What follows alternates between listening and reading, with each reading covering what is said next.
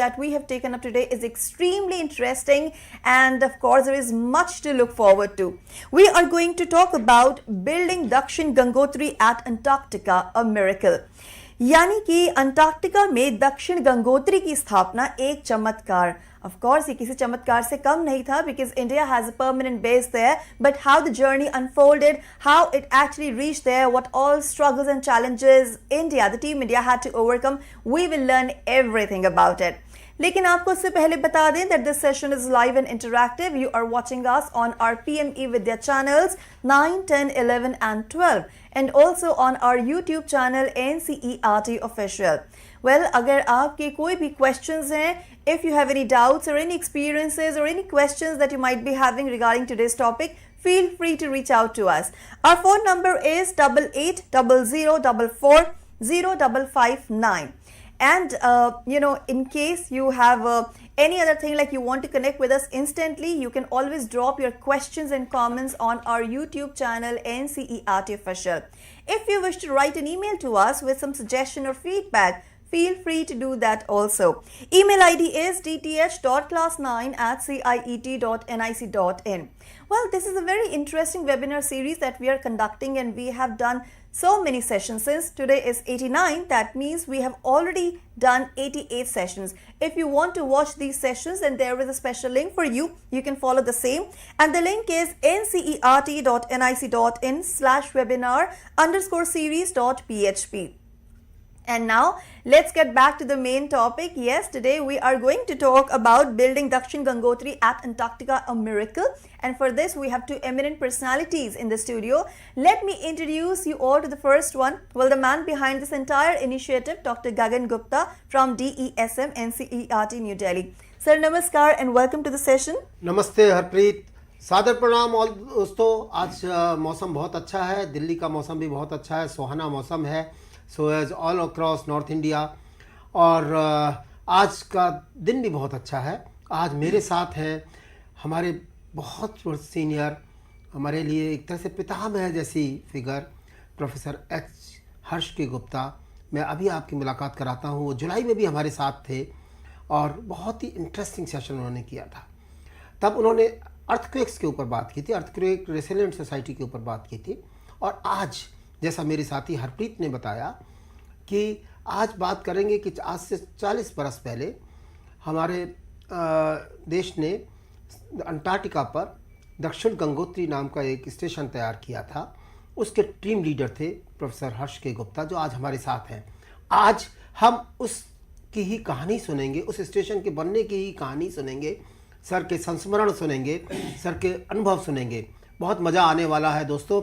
ये किताब है, मैं आपके सामने रख रहा हूँ, दिखा रहा हूँ. ये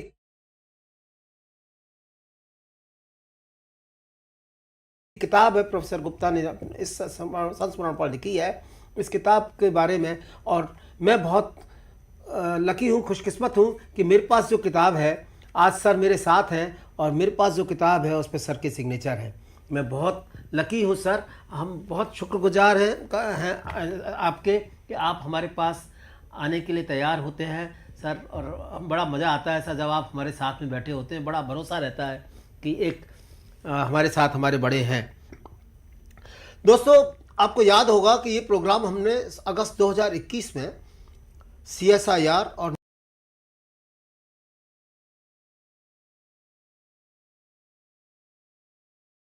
नेशनल ह्यूमन राइट कमीशन के कोलैबोरेशन में शुरू किया था. ये प्रोग्राम CSIR और NHRC के मिले जुले प्रोग्राम प्रभास, प्रवासी भारतीय एकेडमिक एंड साइंटिफिक संपर्क का एक हिस्सा है. आज का ये प्रोग्राम आप CSIR इंडिया के YouTube चैनल और Facebook लाइव पर भी देख सकते हैं.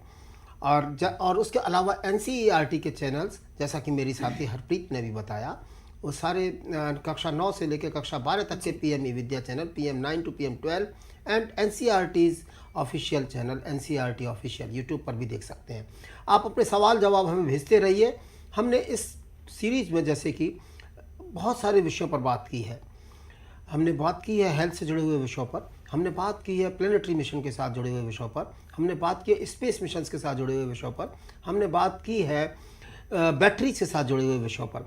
अब हम थोड़े दिनों के लिए ओशियन पर आ रहे हैं. जिसे कि आज के ज़माने में ब्लू एजुकेशन की बात कहते हैं। आज हम बात करेंगे अंटार्कटिका मिशन की, जो कि ओशियनोग्राफी का ही एक हिस्सा था, ओशियनोग्राफी प्रोग्राम्स का एक हिस्सा था। और इसके अगला सेशन भी हम कोरल रीफ्स और कोरल आइलैंड्स पर बात करेंगे। तब मेरे साथ इरफान मंडल ये स्टूडियो में होंगे, जो कि हमें कोरल रीफ्स के बारे में बताएंगे। दोस्तों, आप अपने सवाल ज़रूर भेजिए। हमारे पुराने सारे प्रोग्राम, पुराने सारे सत्र 88 सत्र आप हमारे इस NCERT के वेबसाइट के ncert.nic.in की वेबसाइट पर जाएं, इवेंट सेक्शन में जाएं, वहां पर आपको सारे सेशंस देखने को मिल जाएंगे। और इससे पहले कि मैं आगे बढ़ूं, थोड़ा सा देर हो रही है आज, माफ़ी चाहूँगा, मैं आपकी प्रोफेसर गुप्ता से मुलाकात कराऊं। Professor Harsh Gupta is currently with the CSIR NGRI, National Geophysical Research Institute, Hyderabad. He is a senior INSA scientist at Hyderabad. He is the president of Geological Society of India and a member of the Atomic Energy Regulatory Board, Government of India. Professor Gupta has also been the visiting professor advisor to the universities of Hamburg and Paris Sud, US Geological Survey and advisor consultant to UNESCO, International Science Council, International Atomic Energy Agency IAEA, and the Commonwealth Science Council. Dr. Gupta has been a member of the National Disaster Management Authority India, Secretary to Government of India, Ministry of Earth Sciences, Director, National Geophysical Research Institute, Vice Chancellor, Cochin University of Science and Technology, Director, Center for Earth Science Studies through Ananthapuram, Professor, University of Texas at Dallas. He has also been the President of the International Union of Geology and Geophysics and the Asia Oceania Geosciences Society. Professor Gupta is globally known for discovering 65 to 70 kilometer thick crust below Himalayas and Tibet Plateau, developing criteria to discriminate artificial water reservoir triggered earthquakes from normal earthquakes, setting up of India's first permanent station in Antarctica, South Gangotri, Dakshin Gangotri, in a record time of one Antarctic summer, chairing the steering committee of Global Seismic Hazard Program, where nearly 500 scientists worked globally to produce global seismic hazard map, setting up of the Indian Ocean tsunami warning system after the disastrous 2004 Sumatra earthquake of magnitude 9.2. He discussed about all those things in his last session in July. Planning and editing Encyclopedia of Social Earth Geophysics, first edition in 2011 and second edition in 2021, published by the Springer. Professor Gupta has been conferred with several prestigious awards, including the Shanti Swarup Bhatnagar Award 1983, National Mineral Award for Excellence 2002, Padma Shri 2006, Waldo Smith Award 2008, Oxford Medal by the Oceania Geosciences Society 2016, National Lifetime Excellence Award by the Ministry of Earth Sciences India 2022, International Association of Seismology and Physics of the Earth's Interior IASPEI Medal 2023, and many more. Highly decorated scientist is with us, highly respected sir. We welcome you sir. आपका बहुत बहुत स्वागत है एक बार फिर से हमारे studio में। हम शुक्रगुजार हैं आपके CSIR NGRI और CSIR इंडिया के, जिन्होंने कि हमारे साथ लगातार एक कोलैबोरेशन बनाए रखा है, और हम उम्मीद करते हैं कि कोलैबोरेशन आगे आने वाले दिनों में भी सतत रूप से बना रहेगा। It's all yours sir. Thank you very much, Gagan, for a wonderful introduction, and Harpreet did a wonderful job in the beginning. And as we are running late, I'll try to catch up a little bit. So it's very important to learn a little bit about Antarctica. It is a continent with 14 million square kilometers of area. it is the fifth largest continent. The entire continent is covered by a thick ice sheet of almost 1800 meter thickness. We still don't believe that we have drilled the place where the thickness of ice is maximum, but already 4,780, almost 5 kilometer thick ice has been found. Now, with this much of ice, the entire continent has been depressed by almost 600 meters. And it's very difficult to believe that it is the tallest continent in the world with an average height of about 2,500 meters, 2.5 kilometer. You see, we go to hill stations like Mussoorie, Nainital, they are all about 1.5 to 1.7 kilometer height, and we are talking of a continent where the average height is 2.5 kilometer. Now, paradoxically, it is the driest continent with the average rainfall of only about 10 centimeter, and there are places in Antarctica where it has not rained for thousands of years. Now, 80% of the fresh water is stored in Antarctica.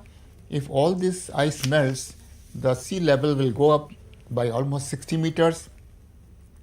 Another very interesting thing is that only 2% of Antarctica is exposed. Rest 98% is all covered by snow and ice. Also, as you would expect, the lowest temperature ever recorded on the surface of Earth of minus 88 degrees Celsius were recorded on 24th of August 1960 at a Russian station, Vostok. And as you all know, the magnetic and the geographic South Pole lie there. It possesses very huge quantities of minerals. The largest coal deposit anywhere in the world is in Antarctica, which is about 2,500 kilometers long, transatlantic mountain chain. And it also has huge reservoirs of oil and natural gas. Now, fortunately, it is not yet crowded. The summer population of Antarctica comes to about 6,000, and in winter it drops to 4,500. There are about 70 wintering stations, so each wintering station would have 10 to 25, 30 people, and that's how the winter population is maintained. And the summer, many people go for expeditions and things like that, so it rises to about 6,000. Now, in the earlier part of the century, there was a stage where Antarctica was divided among some leading countries of the world, and they were claiming geographical possession of parts of Antarctica. But somehow during 1957-58, during the International Geophysical Year, it was realized that Antarctica is a place for scientific research, and it should not be exploited at all for any minerals and other resources. So fortunately, an Antarctic treaty signed by 12 leading nations came into being on 1st of December 1959, which totally took away rights which were originally claimed for geographical claims in the area, as well as totally avoiding any kind of exploitation of Antarctic resources. Now, India got interested into Antarctica for many reasons.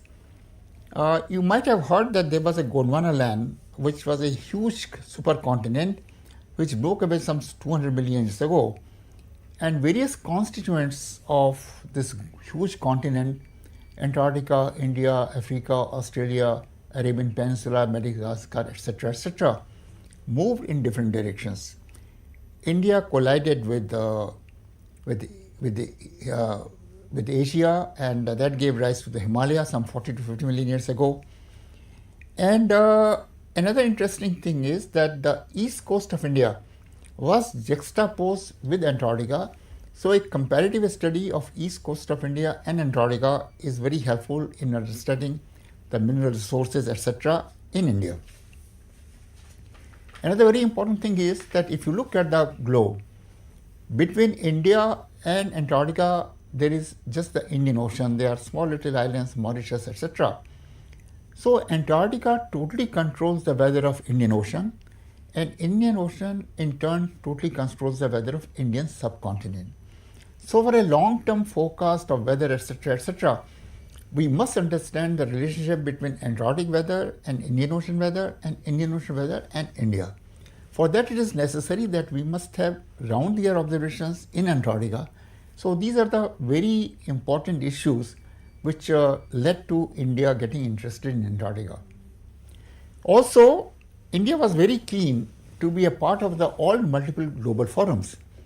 So it appeared that, or it was a necessity that if you want to become a part of the Antarctic Treaty, you must demonstrate that you are interested in scientific work in Antarctica and you are capable of doing that. So for that, Gurmeet, became very necessary that you should establish a permanent base in Antarctica and man it. So in that direction, the first expedition went to Antarctica in 1981. It was led by Dr. Zahur Qasim. They went by Polar Circle, a Norwegian ship, and they reached Antarctica and they surveyed and did a lot of work. And the second expedition led by Dr. Rena went in 1982. They also spent about 30 days in Antarctica and they learned a lot about it. They found a place where the main station could be set up. However, they always came back and slept on the ship. They did not stay on Antarctica because it's not easy to live on Antarctica. So these things were going on. So this is just a map showing breaking up the Gondwana land into various continents and they're passing on. So somewhere in 1982, I moved from Hyderabad to Trivandrum. There is one Center for Earth Science Studies where I went to take charge of it. In the beginning of 1983, there was an invitation from the Department of Ocean Development to submit proposals for specific work to be carried out in Antarctica during the third Antarctic expedition. Now, I've been a seismologist, so I submitted a proposal to set up 5 seismic stations in Antarctica to learn more about earthquakes in the Antarctica. Now, you must realize that in 1983, these stations had to be manned. No remote control, etc. were available. So this proposal went to Department of Ocean Development and I was called to make a presentation to the expert committee. So I went to Department of Ocean Development. At that time, Department of Ocean Development was located in the South Block in Delhi. And Dr. Zahur Qasim was chairing that committee. So my number was 4th or 5th. I went and made my presentation. They liked the presentation, but they said that, Harsh, it may not be possible for us to provide you the required manpower because each station had to be manned, a person should live there to change the records, etc., etc. I said, that's just fine. So, but when I was just about leaving, Dr. Qasim said that please do not leave the room. I'm saying you can wait outside, but let us complete all the presentation, then we'd like to talk to you. I said, that's fine. So I went outside and waited and other presentations were over. So I was called in again. And Dr. Qasim told me that although we are not able to support your proposal, but we would be very happy if you agree to be the leader of the third expedition to Antarctica. So that was a surprise for me and my obvious question was, why me? So they said that we know that you are just 40 years of age. And at this age, you are a director of a full-fledged laboratory with more than 60 scientists. Also, we are aware of your work in Himalaya and other places and that you have played badminton at state level. You look physically very fit, so we thought that you are the right person to be the leader. The offer was very exciting and challenging, and I like challenges. However, I had to take the necessary permission from the state government because at that time Center for Earth Science Studies was a part and parcel of the Kerala government, although they had adopted a system which was similar to CSI laboratories. So I came back and then I called Mr. V. Ramchandran, who was the chief secretary, and I told him everything. He said there should be no problem from the government side and I'm very happy about this offer, but you must talk to your family. So I called my wife Manju, our 2 daughters, and of course they did not know much about Antarctica. And they said that आप जो भी ठीक सोचेंगे ठीक करेंगे वही ठीक रहेगा. तो मैंने उसी रात को फिर डॉक्टर कासिम को कॉल किया और कहा कि मैं लीडरशिप लेने को तैयार हूँ. डॉक्टर कासिम ने कहा कि आप कल सुबह को तशरीफ़ ले आएँ DOD में and then will do the whatever is necessary. Next day morning when I went to DOD, everyone stood up because in those days, I think to be a leader of Antarctic expedition was a very prestigious thing, and people must have known that I had been chosen for that. I met Dr. Qasim. The then Prime Minister was taking a very keen interest in Antarctica, and Dr. Qasim said that we must go and meet the Prime Minister. In those days, it was not so difficult because, things were not that complex at that time. So an appointment was fixed at about 5 o'clock, and myself and Dr. Qasim, we went to see the Prime Minister. The Prime Minister was very happy to see a young man of 40 years to be the leader. And there was some discussion about the possibilities of setting up a permanent base this year. And apparently there had been some discussion between Dr. Qasim and the Prime Minister, because Dr. Qasim was of opinion that it is a little too early. We have been there only 2 times, and that time also we did not spend time on Antarctica, so it may be too early to set it up. However, it was in the interest of the country that it should happen at the earliest possible. So suddenly the Prime Minister looked at me and said, "Harsh, what is your opinion?" Now, I did not know much about Antarctica at that time, so I said, "Madam, please give me some time." She said, "Okay, come back after 1 week." And on way back, Dr. Qasim was really angry with me, because why did I butt into that discussion that was going on between Prime Minister and himself? I said, "Sir, if she asked me a question, I have to give a reply." Anyway, he was very supportive, and that 1 week I spent with the Soviet embassy and with the UK embassy, High Commissioner, British Antarctic Survey information and Soviet Union information. Because those people had their permanent bases in Antarctica for a long time. Not only that, they were also very interested in the growth of Antarctic sciences globally. But 2 or 3 things were very clear. No country had so far set up a permanent station and populated it in one Antarctic summer. Now, I must share it with you that being in the south, the months of December, January are the summer months there. And the months of May, June, July are the winter months. And Antarctica is covered by ice, and the sea around Antarctica freezes in the winters. And there is a fast ice which is about 1.5 to 2 meter thick layer, which melts only for 2 months' time during December and January. That is a time when you can approach Antarctica and carry all the stuff. And if you do not complete your job in those 2 months, and suppose the ice sheet gets formed again, your ship can get ice locked, and then you have to stay there for 10 more months. So those were the constraints. The other thing that Soviet Union people told me to be very careful with the ice sheet, this fast ice, because what happens, it is 1.5 to 1 meter thick. At times there are cracks in it and they can break. And they showed me a small film where they had downloaded a piston bully. Piston bully is a vehicle which we use in Antarctica. It's a tracked vehicle. It is just like a tank. And they had loaded that piston bully onto the fast ice, and it just sank. They couldn't save it. The other thing they told me, that you must load your hold of the ship in a way that the things that you need first should be on the top. Because you cannot unload the entire ship on fast ice, because when it will break, you don't know. So unless until the loading is very appropriate, there can be a situation that you cannot do work in Antarctica. And they gave an example of one expedition which was written off because of not proper loading of the ship. The British people also told almost similar things, but they added one more thing, that the chances of success of setting up a permanent base in Antarctica and populating it in one Antarctic summer is no more than 15%. And in case you do not succeed in setting it up, you should not get very upset. Once you should go with a feeling that I'm trying to do it, but if I cannot do it or I don't succeed in doing it, don't get too distressed.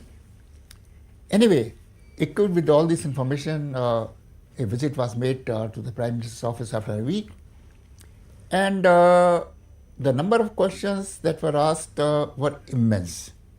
For one half of those questions, I had no answer, But that also indicated that how deeply the Prime Minister had learned about Antarctica so that she was able to ask those questions.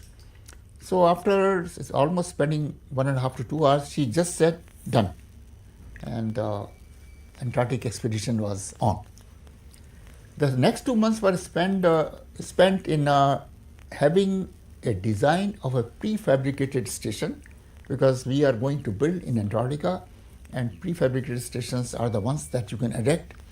And there was a selection of 81 team of 81 members from Army, Navy, Air Force, and scientists. The Corps of Engineers Army were given the responsibility of construction, and there was one Dr. Major Pavan Nair who was in charge of it. Another very important thing was that many of the team members had not seen snow or ice. So it is also important to know what snow ice looks like, how do you pitch a tent in Antarctica, etc., etc. So we were sent to Machoi Glacier, which is at the height of 18,000 plus feet, for a week's training, and that Machoi Glacier could not take more than 30 members at a time. So the entire batch was divided into 3 groups, and each group went for 1 week. I was put in the central group with overlap with the first group and the third group, so that I had interaction with them. And there they taught us the fundamentals, that how do you work on ice, how do you find a crevice, how do you pitch a tent, what to do when you are hurt, etc., etc., etc. So prepared with that, I came back, and then finally the ship arrived in Goa in the last week of November. We were scheduled to go in the first week of December, on 1st of December. Now this is a scene where we were carrying 2 Mi-8 helicopters with us, 2 Chetak helicopters, and a lot of other things. So here is a scene of the Mi-8 helicopter being lowered into the hold of the ship. The ship had a hold of 80 feet depth. In the evening, I met Major Nair. I called him to my room, and I asked Pavan, please tell me the order of loading of all the stuff that we have collected in the ship on way to India from the places in Europe.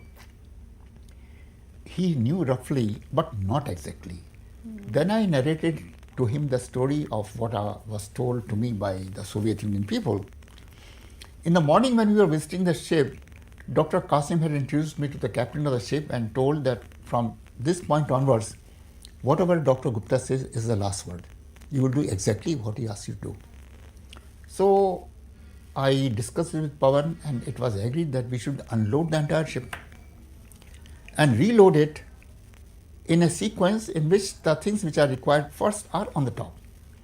Now imagine we had almost 1,000 tons of building material with us.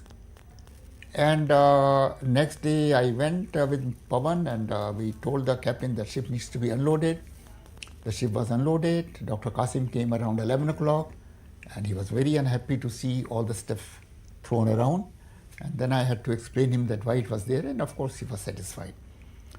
In the process, the departure was delayed by 3 days. Instead of December 1st, we were to depart on December 3rd. I'm showing you another scene. This is another scene of the ship, and you can see the huge ship and the barrels of oil. We were carrying 1,000 barrels of oil, and the oil was being carried because the station, in case we succeed in setting it up, would be run on 3 diesel generators. And to source those generators, you need oil, so that was there. So there were many other things which were on the ship. Finally, we sailed off on 3rd of December 1983, and it was a very heartwarming thing because families of all the 81 members were there, and they were sort of very happy and bidding bye-bye, etc., etc. We had a stop at Mauritius. That was the only stop, a 3-day stop, and the purpose of that stop was to refuel ourselves, and also several things which were missing, which were not received in time in Goa, were sent to Mauritius. Also, a few things did not function properly, the air conditioning, the refrigerator of the ship, etc., etc., they were all fixed. Finally, we left Mauritius, and then we crossed the equator, and the equator was very interesting because the first time crossing equator, there is a ceremony and all kind of pranks are there. And then we crossed the roaring 40. At 40 degrees south, the sea is very rough. The ship has a lot of pitching and rolling, and almost everyone was seasick. And I don't normally I've never been seasick. As a matter of fact, I regret that I don't know what a seasickness is. So that was something. And what I'm sharing with you is the first iceberg that we sighted at about 60 degrees south latitude. This is called a table iceberg. Why it is called a tabular iceberg? Because the top is very flat. Flat, yes. And you can see that this iceberg is almost 10 meters in height. So if it is 10 meters on height, it will be 90 meters down below. Yes. Because the density of ice is that much. Interestingly, we finally reached Antarctica, and you can see the fast ice being breaking up. Yes. Now, before going further, let me add 2 or 3 things. The first thing was that when we started from Goa, we realized that we have got 60 working days in which we have to set up this station. And the location we were going to set up that station has blizzards. Blizzards are so strong that the speed reaches almost 150 to 180 kilometers per hour. And those blizzards, you cannot do any work. So almost 15 days are lost in that. Then we also have whiteouts. Do you know what is a whiteout? No. Whiteout is that when the wind blows, the ice particles get airborne. And then there is a multiple reflection of sun, which is so dazzling that even with the best of the sunglasses, you can't see anything. It's so dazzling. So this necessitated working a schedule where we could complete the entire setting of the station in 30 working days. Oh God. So the first thing we did, that we cut down on the reconnaissance time. In the original schedule, 7 days were given for reconnaissance and finalizing the station where we will set up the permanent base. We cut it down to 1 afternoon. I said, I'll go with the helicopter, see the sites, and then decide, and that's it. The second thing, which became very important, that the doctors, I had 3 doctors, one from Army, one from Navy, one from Air Force. They said, sir, there are not adequate facilities on the ship, medical facilities. So what could be done? So there was a room about 20 by 40 feet size, which was given to me for whatever I want to do in that. And the room was requested for by the scientists. They wanted to deploy some experiment there. However, I decided to give that room to the doctors, and the scientists were very angry with me that आप खुद scientists होकर भी हमारा ख्याल नहीं रख रहे. मैंने कहा इस बात science की बात नहीं है. So the medical facilities was set up. So here you are seeing the fast ice which is broken from place to place, and you see that a smaller helicopter, the Chetak, has been brought out, and now finally the ship is anchored by the side of the ice sheet. What you are seeing, that white, is the fast ice. Okay. And we are still 10 or 12 kilometers away from the coast.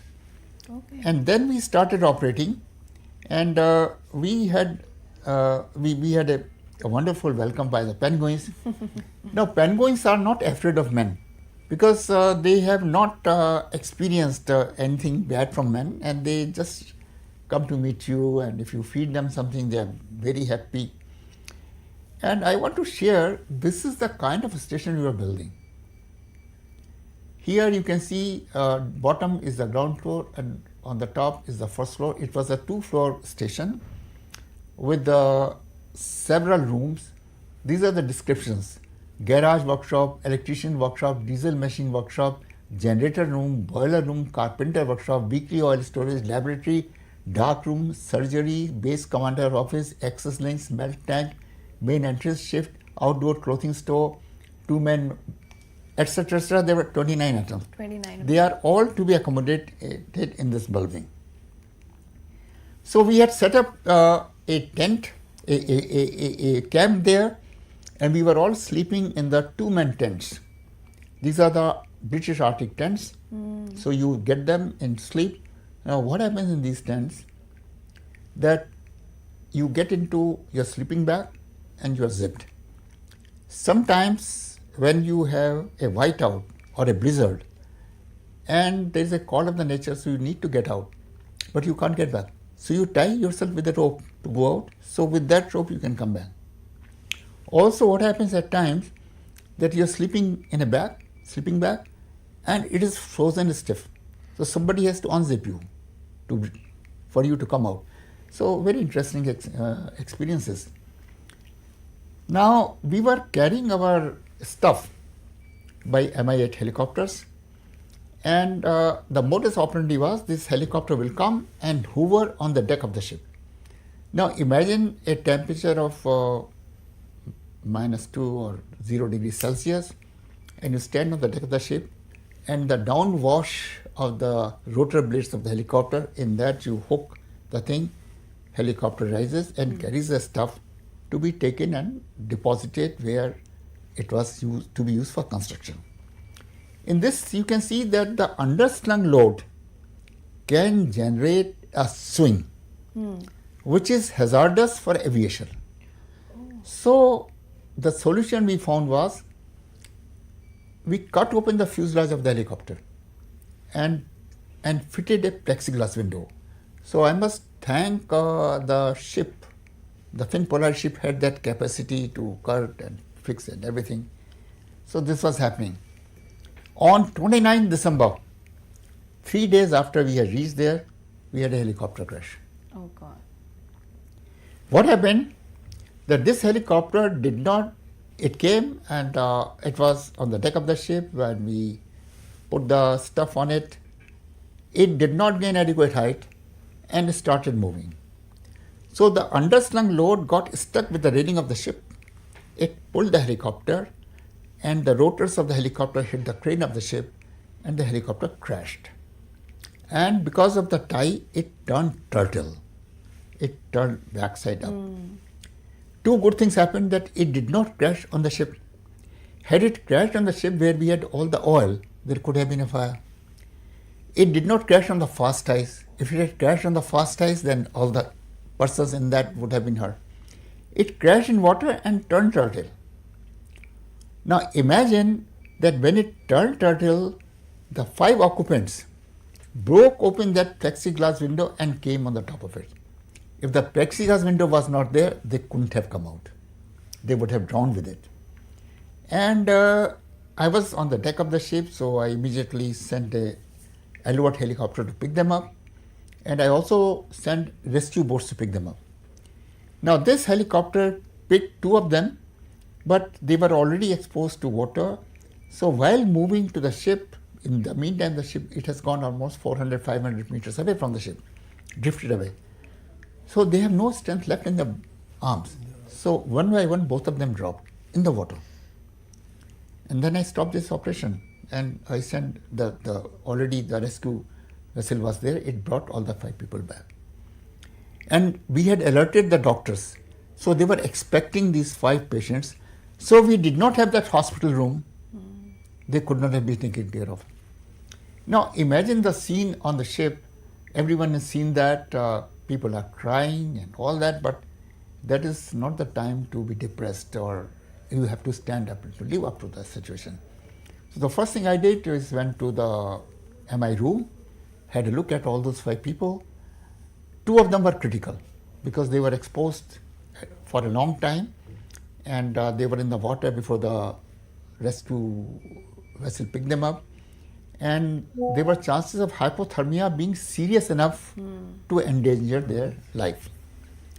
Anyway, it was also important to inform Dr. Qasim what is happening. All the communication was from the bridge of the ship. From the bridge of the ship, there was a satellite telephone on which I could talk.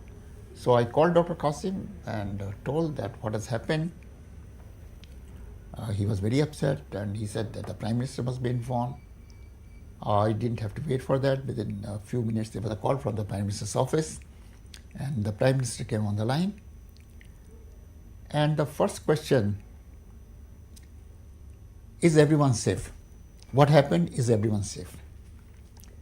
So I explained everything and I said that we are trying very hard and hopefully we would be able to save them. The second question was, Harsh, can you still do it? No, I have never said no to a challenge. My automatic answer was, if I do not do it, I don't come back. And there was a long pause, a deafening pause, almost 30 to 40 seconds. And then she said, go ahead and do it. And then later I have analyzed that pause. And that pause was that here is a 40-year-old man that he says that he'll go ahead and do it. But the whole team was at risk if some more thing happened. So the Prime Minister has to make an assessment of the situation and take a call whether it can be done or not. Because the Prime Minister could have asked me, no, come back. That was the simplest thing to do. Yes. So that, and suppose we were not, something more had happened, then everyone would say कि आपको जब पता था कितनी problem है तो आपने क्यों कहा, बुला लेना चाहिए था वापस. Anyway, so I again went to my room and then Captain Chandna, Suren Chandna, when he got pilot, he said, sir, two things must happen. I said, what? That you should fly the helicopter so people are not afraid of it. And the people who are on the construction site, you should share with them with what has happened. So I flew with him again to the construction site and all of them collected in a tent and I shared that and there was a pin drop silence. And then there was a war cry, we shall do it. And that changed the whole scenario. Yes. You see, people were working. There is daylight 24/7 at that time.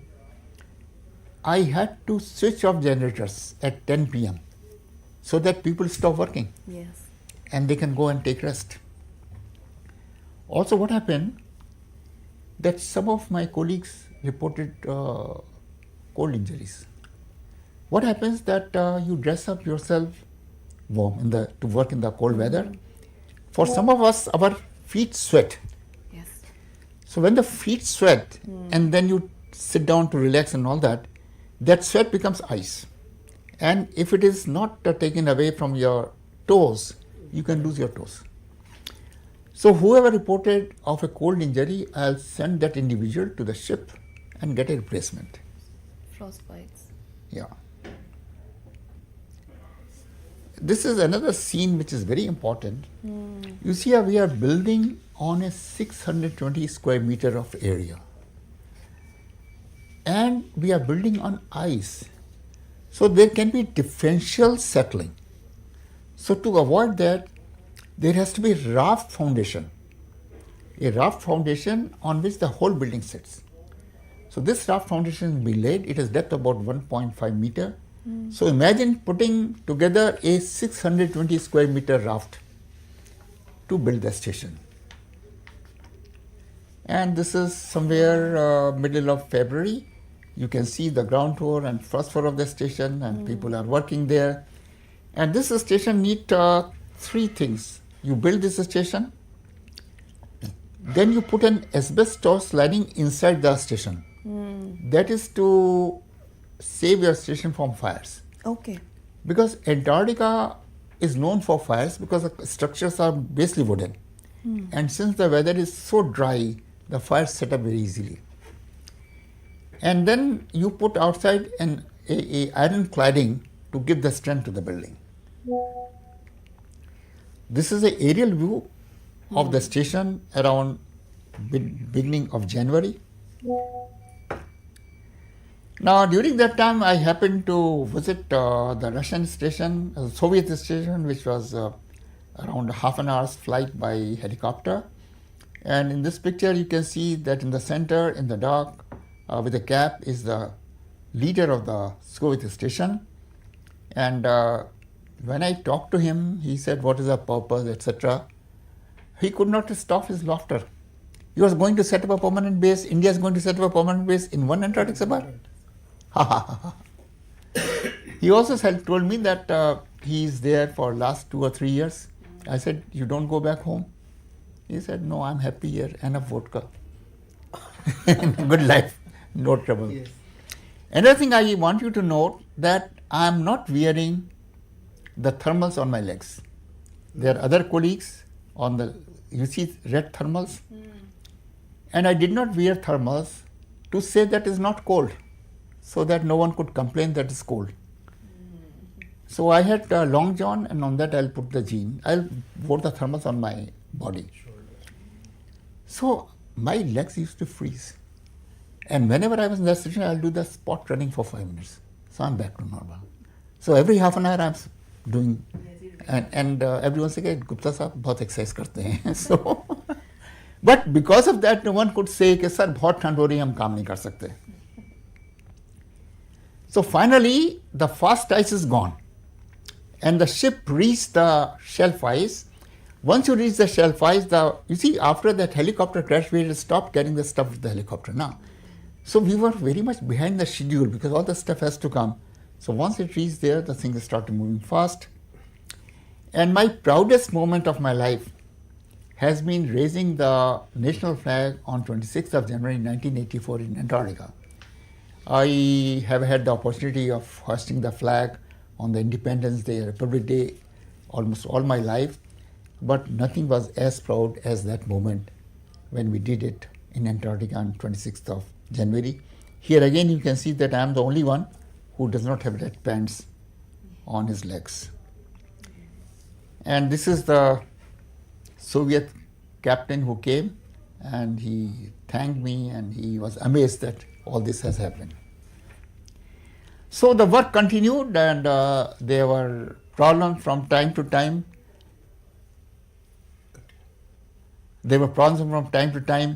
However, the station was getting ready. We had blizzards, we had this problem, that problem.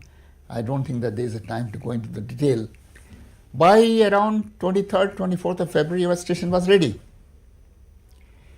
And the captain of the ship had already asked me that we must sail on 1st of March 1984.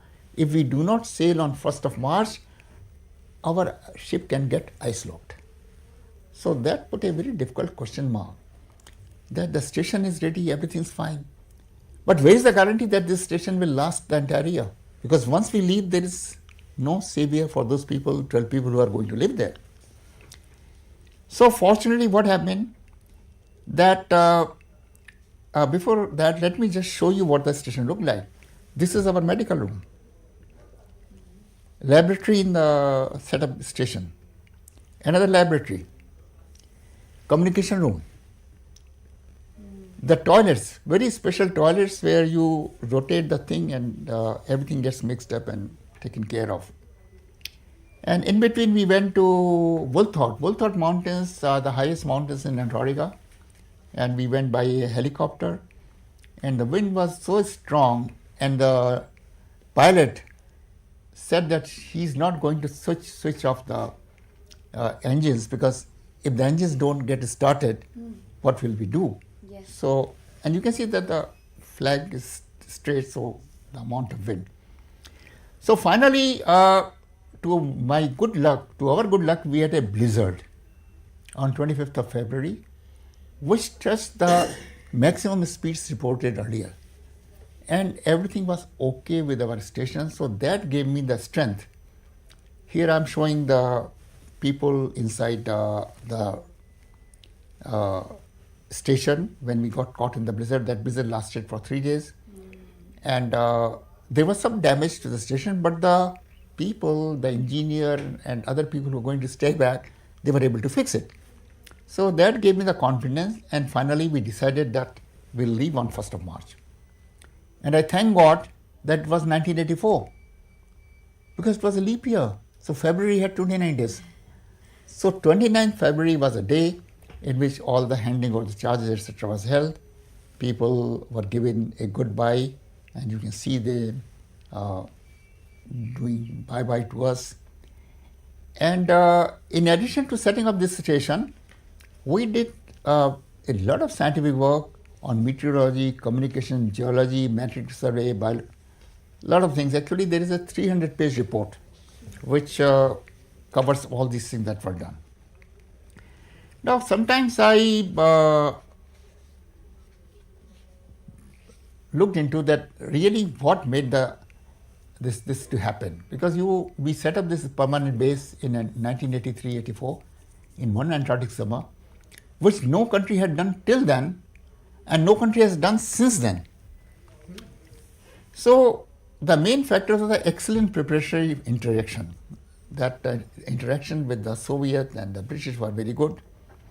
Then unloading and reloading of the whole of the ship.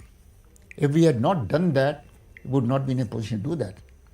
Then putting a plexiglass window in the fuselage of Mi-8 helicopter, because if that plexiglass window was not there, those people could not have come out. Allotment of 2 rooms on the ship for medical facilities. Then helicopter crash and subsequent comment, if I do not complete, I don't come back, became a war cry. Yes. So sometimes I feel that the things which happen, which look to be too bad when they happen, maybe they were good. Yeah. Then also after that accident, there was a requirement from the Air Force that I should set up a query, how it happened, what happened. So then I requested the PMO's office that if I get busy with that query, the work will not continue. So that query was lifted. Then the very strong blizzard that we had in the last week of February, that made me believe that our station can survive. The most heartbreaking thing was that on our return journey, I found some of my colleagues had lost their toes. I was very upset. I said that, why didn't you tell me that this is a problem? He said, sir, if we told you, you will send us back to the ship.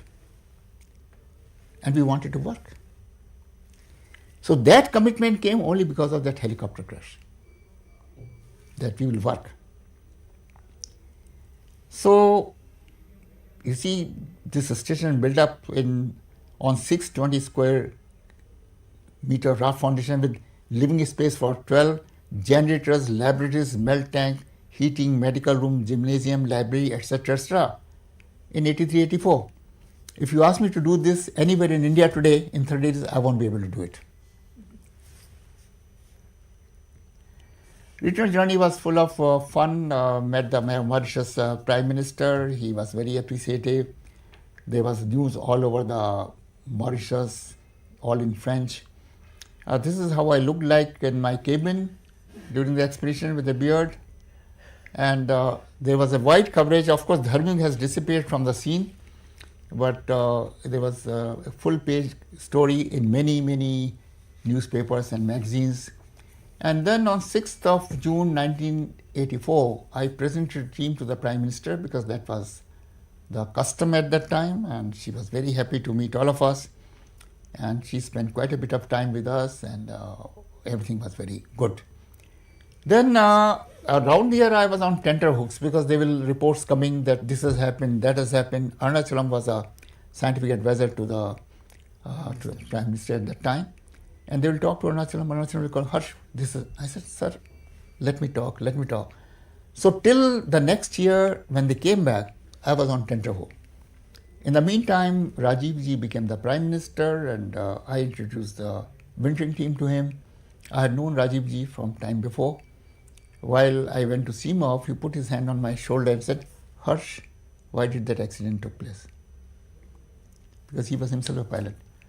I said, basically a pilot's error, because you should have seen where you are. These are the beautiful scenes. This is the stamp that Government of India issued, and this is the Dakshin Gangotri, which is more than half submerged in 1988. In 2001, I came to Delhi as a Secretary to the Department of Ocean Development, and there's a requirement that any work which exceeds 100 crores should have cabinet clearance. So after coming to DOD, I found that there was no cabinet clearance for the program on Antarctica. So I put up a note. Dr. Murli Manohar Joshi was the minister. He looked at that thing and he said, yes, we'll do it. So as usual, whenever cabinet committee meets, they call one by one people who have put up a proposal. So the day cabinet committee was meeting and I was called, Dr. Murli Manohar Joshi was not keeping well. He said कि हर्ष मेरी तबीयत ठीक नहीं है, but मैंने अटल जी को बता दिया है, तुम चले जाओ, तुम बता देना सारी बात. मैंने कहा ठीक बात है. So I went to make the presentation and I was waiting, my turn came. Yashwant Sinha asked me कि जुम्मा को 8 दिन हुए हैं, DOD के सेक्रेटरी बनने, इसकी क्या ज़रूरत थी? मैंने कहा सर मेरे को ज्वाइन करे हुए 8 दिन में, बट लेकिन मैं अंटार्कटिका से 82 83 से जुड़ा हुआ हूँ। वो कह रहे कैसे? वो मैंने सारी बातें बताई उनको। वो उन्होंने पूरी कैबिनेट ने मेरे आधे घंटे जो मैंने अभी भाषण दिया है वो सुना पूरी डिटेल में। उसी वक्त उन्होंने जो उसी अप्रूवल दिया 100 करोड़ वाला, 3 नए एक्सपीडिशंस का अप्रूवल दिया और एक हमको आज्ञा दी कि आप एक नया मोस्ट मॉडर्न स्टेशन बनाएं जो कि अब भारती के रूप में आया है। 2005 में कपिल सिब्बल आए अंटार्कटिका देखने के लिए और उनको एल्यूशन एयरप्लेन में हम लेके गए थे। And then I visited that site. By that site this site is totally submerged in ice. So I'm lying down on the station where Dakshin Gangotri was there, and these are the beautiful scenes. You see, no matter what you read and what you hear about Antarctica, until you visit that place, you cannot have the idea of the beauty of that place. One interesting feedback that I have from a Jiva who was a 1992 expedition leader, that they had a fire in the month of September, October, and their all edible oil went away and got burned, and the generators got burned. They walked to Dakshin Gangotri, which was underground totally. They drilled some 6-7 meters, reached that place, made a hole, take out the edible oil which was there, and 2 generators. And that's how that station lasted till the next expedition. So these are some scenes of again expedition, and recently we celebrated 40 years of it at NCPOR. So I'm really very grateful to all the colleagues who stood by me in completing this task. A special thanks to the staff of the Twin Polaris who were very helpful. Anjali, Krishna, Subbarao, Stephen Fort, they all helped me. And thanks to Gagan and NCRT for this opportunity. Thank you very much. Thank you very much, sir. Talk खत्म हो गई, लग नहीं रहा. Sir, it is just a pause. I have got many questions, but I will be. You have already answered, however, many of my questions which are coming in my mind.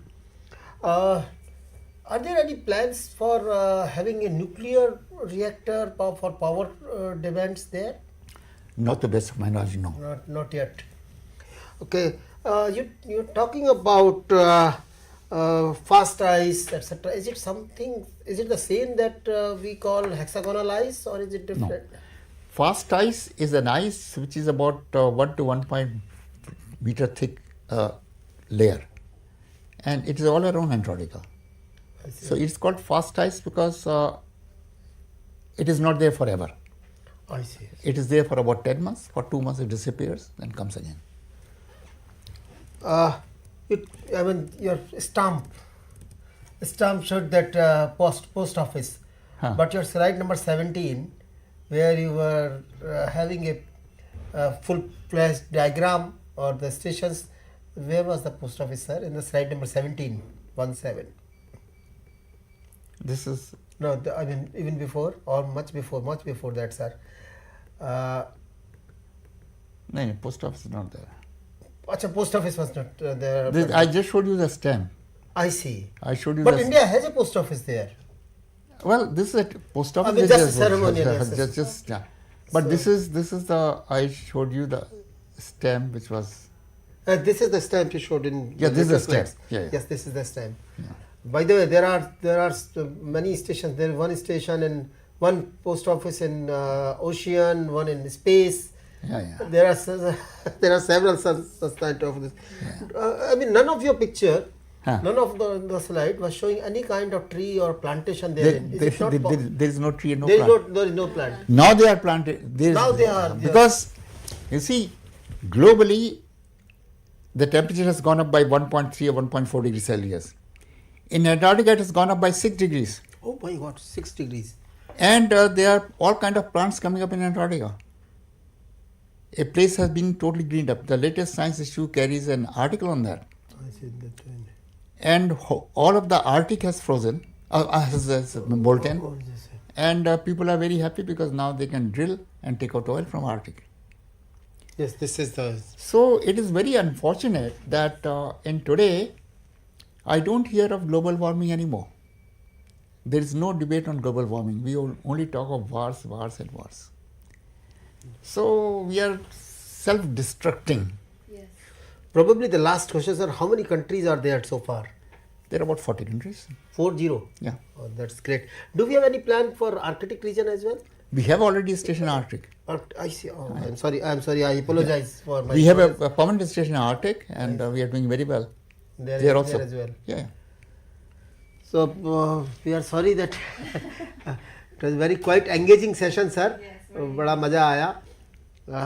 And just one last question from my end as well, sir. Like, do we have any kind of tourist map over there? Like, tourists go there to Antarctica? Harpreet, what has happened that tourism has opened up in Antarctica, and the tourism is of the kind. Normally, they go from the tip of South America. Okay. They go on a ship, and they reach the peninsula of Antarctica, and people sleep on the ship, and daytime they go roam around, come back. Okay. That has become very popular. You can go there; it will cost you about 5 lakhs. God, it's quite expensive. Just to meet penguins there. Just to eat penguins, yeah. And they capture all these things like, glaciers are melting and they, of course, capture penguins and everything. So a lot of stories that we see on these channels. But sir, it was very engaging, informative session. I felt like listening to you even more. And that's an interesting book. I would also like to read it someday and, talk more Very about small, it. very small. Do we have any permanent airport there?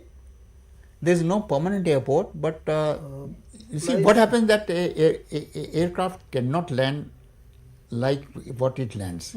It has to have parachutes which open to provide the resistance because there is no friction on the surface now. Right. So these all planes which go, actually there is one airport which is just about 2 hours away from Mach 3. From yes. So second time when I went by plane only.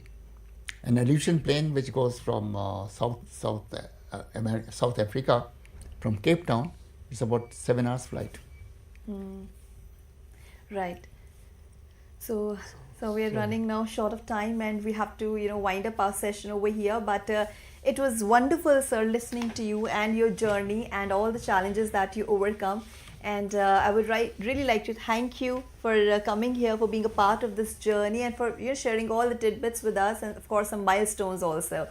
And now, Gagan sir, would you like to tell about the upcoming friends, session? all the slides which are used are either belonging to Professor Harsh Gupta himself or to the CSIR India. That's right. Or to the open sources, I believe. Those can be. That's true.